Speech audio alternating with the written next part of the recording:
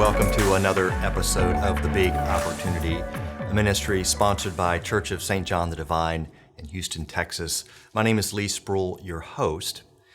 Our goal with this ministry is to engage with Christian leaders in a variety of roles and ministries all over the place, asking from their perspective and in light of the significant challenges that we all face today, where might be some fresh opportunities for local congregations, for other church leaders, for all of us who are believers. Thank you for joining us. My guest today is Missy Wallace.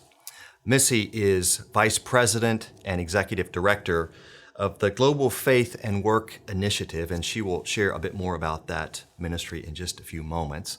But you should know that Missy came to this role after 10 years of corporate work experience, followed by another 10 years of work experience in the nonprofit sector, at the end of which she began to discern a call to help people make a deeper connection between their faith and their work, leading her to this current role again as Executive Director of the Global Faith and Work Initiative, which is an outgrowth of Redeemer City to City based out of New York, and whose mission is to recruit and train and coach leaders in gospel movements in global cities around the world.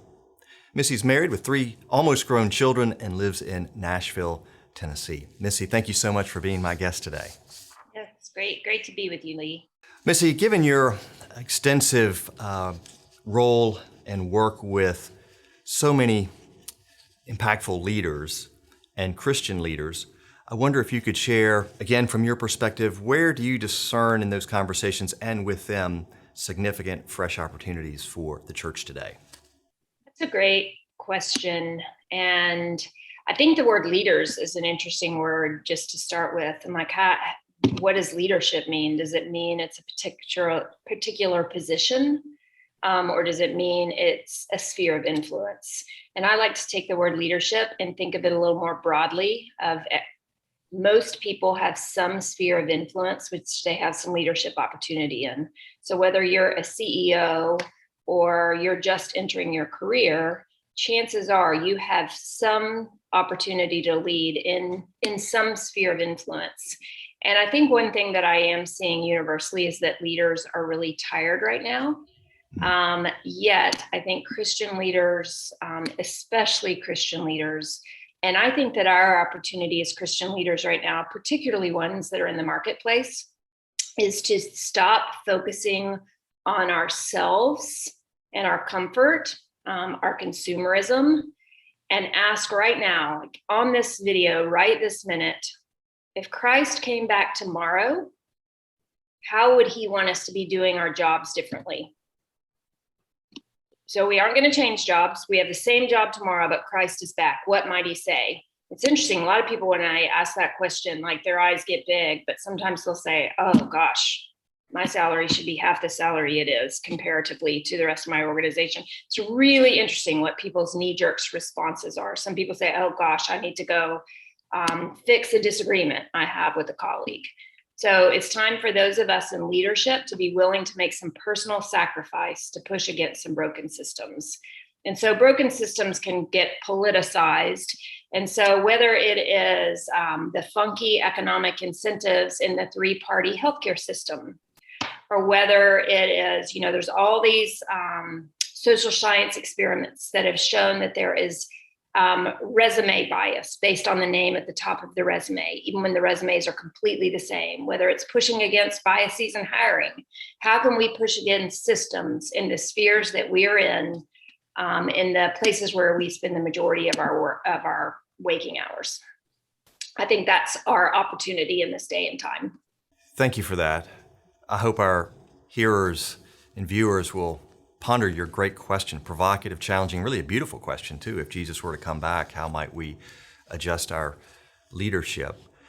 I want to follow up on that, but I also want to make sure that our viewers have a little more understanding of exactly what your work is with the Global Faith and Work Initiative. What is the mission there? Sure. So the Global Faith Work Initiative, it is an arm of Tim Keller's Redeemer City to City organization. And Redeemer City to City is known as a church planting organization, but in reality, church planting is one of its tools. And Redeemer City to City exists to catalyze movements of the gospel in great urban cities of the world. And the Global Faith Work Initiative is the division of Redeemer City to City. I would say most of our work is in the Redeemer City to City affiliate network, trying to get these concepts embedded into the church plants, et cetera. But as well, we serve some other churches as well in a consultative context. How do you define the phrase gospel movement? That is a great question. And so if you think of some of the past gospel movements, so if you think about right after the Pentecost, right, all of a sudden, so many people spontaneously became believers. And so we are trying to create environments in cities where Christ can do his work, where there can be mass movement towards the gospel.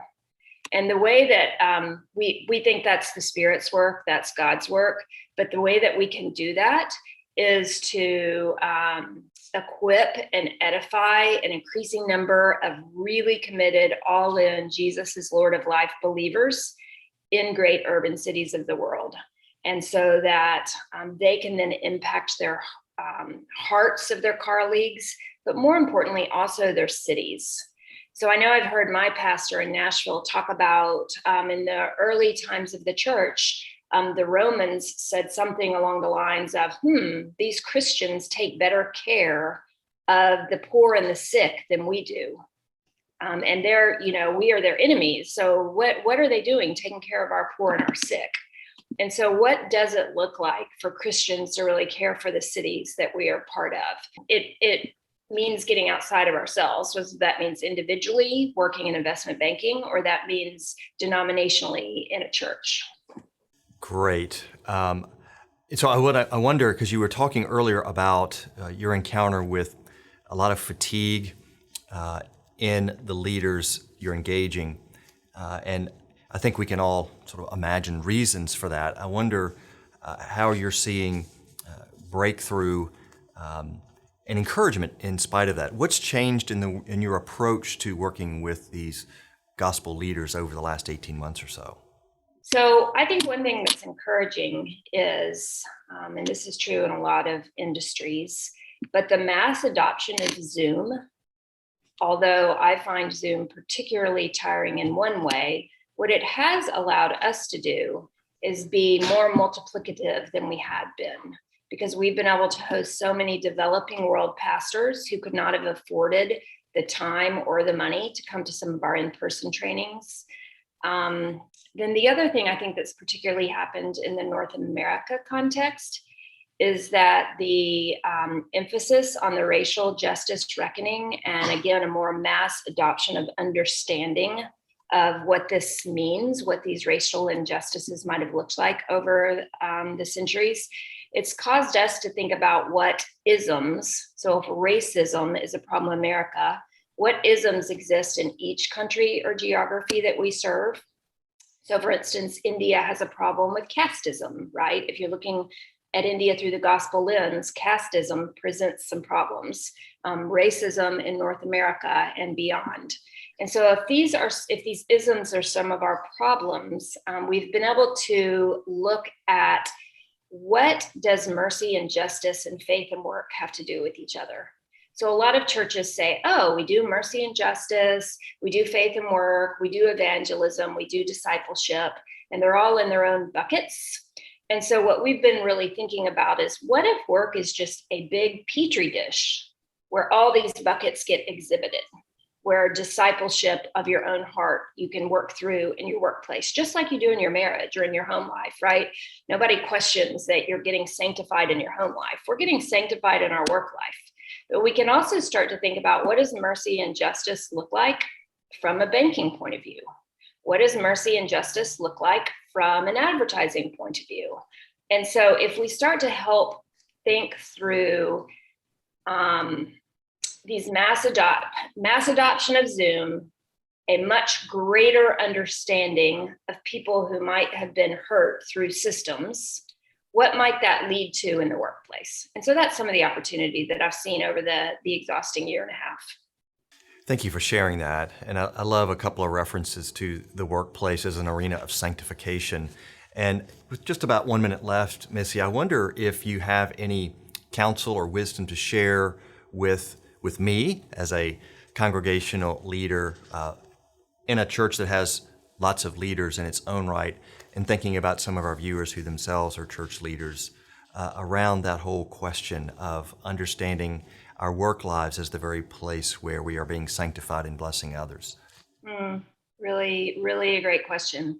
Well, for you, Leigh, I would say 2 easy things that any church pastor can do is put a work example in every single sermon. And if you're ever stuck, call me. I can help you find one. And the Theology of Work website can help you exegete passages with workplaces in mind as well.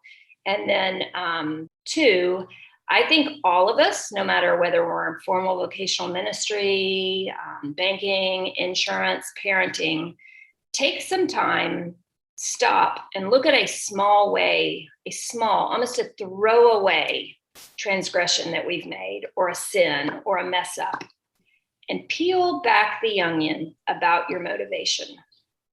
And nearly always, when you really peel back the onion, it usually gets to, I needed to be appreciated, or I needed more control, I needed more security, I needed to be affirmed.